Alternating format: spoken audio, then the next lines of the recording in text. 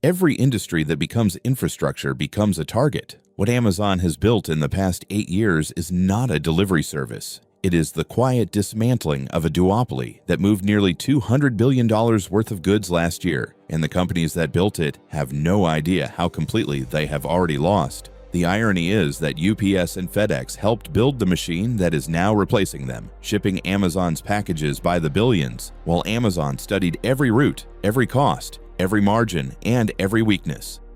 Jeff Bezos did not start Amazon to move boxes. He started it to sell books. That origin matters because it tells you something about how Amazon thinks. Everything begins as a tool, and every tool eventually becomes a product. In the early years, Amazon needed the carriers. It had no choice. UPS and FedEx were the arteries of American commerce, and Amazon was a small organ learning to breathe. The relationship was straightforward. Amazon paid. They delivered. Both sides grew. But the dependency was always one-sided in ways the carriers chose not to examine. By 2013, Amazon was spending close to $2 billion a year on shipping. By 2015, that number had climbed past $11 billion. That much money buys leverage. It also buys knowledge. Every package Amazon handed to a UPS driver was a lesson. Delivery density by neighborhood, by time of day, by weather, by season. Amazon was not just a customer, it was a student, and somewhere around 2016, it quietly stopped paying tuition.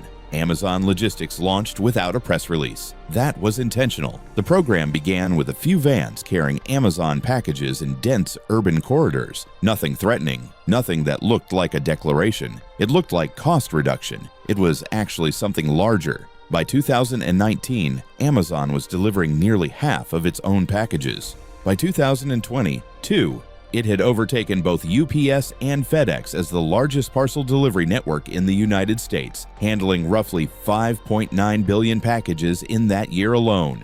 5.9 billion packages, which is to say, more volume than either carrier had ever processed in their histories. The government had spent decades treating UPS and FedEx as essential infrastructure. Airlines had adjusted their cargo strategies around them. Entire regional economies had organized around their sorting facilities. When Amazon crossed that threshold quietly, no regulator called a hearing. No senator asked a question. The warning signs were there. They had been there for years.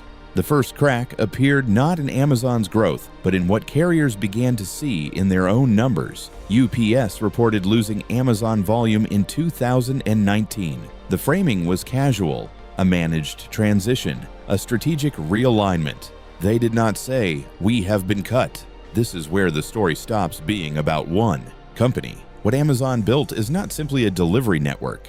It is a logistics operating system, and the distinction matters enormously. The Delivery Service Partner Program, launched in 2018, created a network of thousands of small contractors who own the vans, hire the drivers, absorb the liability, and carry the Amazon brand. Amazon owns none of the vehicles. Amazon employs almost none of the drivers. Amazon controls all of the routes, all of the pricing, all of the volume allocation, and all of the data. The asset-light model that made Amazon's retail operation legendary has been applied in its purest form to the physical movement of goods. The contractors believed they were building businesses. They were building Amazon's infrastructure at their own expense. The pricing power followed immediately. Amazon began offering delivery services to third-party sellers on its platform at rates that UPS and FedEx structurally could not match, not because Amazon was more efficient, but because Amazon's delivery network was already paid for by the retail operation. Every package delivered by Amazon Logistics had a marginal cost approaching zero. Every package delivered by UPS had a fully loaded cost that included dividends, pension obligations, and a century of union contracts. The competition was not between two carriers. It was between a company that needed delivery to be profitable and a company that needed delivery to be complete.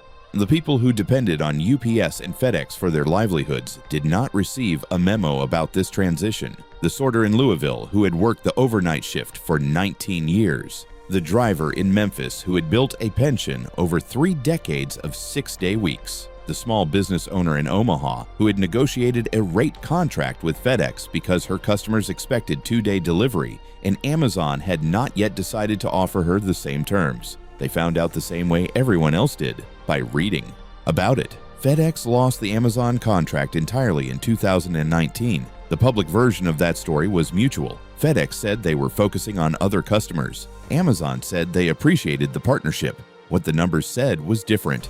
FedEx ground volume declined. FedEx air volume declined. And in 2020, FedEx reported shipping losses that analysts connected specifically to the Amazon departure.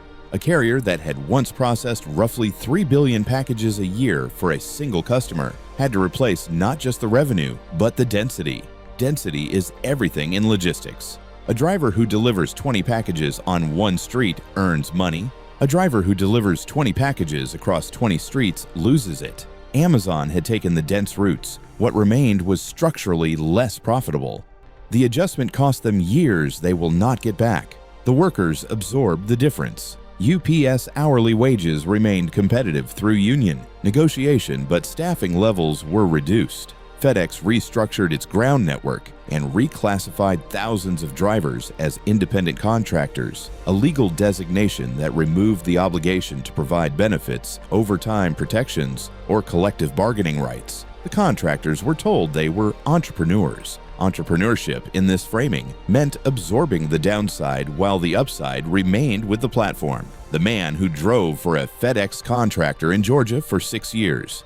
No pension, no health insurance after the first year. His van broke down on a Tuesday in February, and he paid for the repair himself because the contract required it. He made $73,000 in his best year. He netted $41,000 after expenses. He believed he was building something. He was building someone else's network.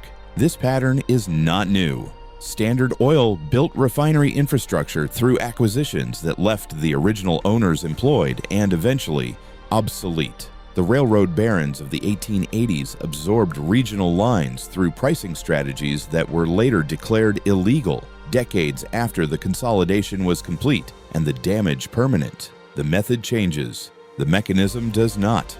Every dominant platform in American history has eventually redefined the terms of participation for everyone who became dependent on it, and the redefinition always arrived after the dependency was too complete to reverse. The unanswered question is not whether Amazon will continue to expand into third-party logistics, which it has already announced and begun. The question is structural. How many critical supply chains can any single private company absorb before the concept of market competition becomes a formality, a language that regulators speak and structures ignore? The infrastructure of how a country moves its goods is not a retail category. It is something else entirely. And the people who should have been asking that question were given a very good reason not to. Some doors, once closed quietly, do not open again from the outside.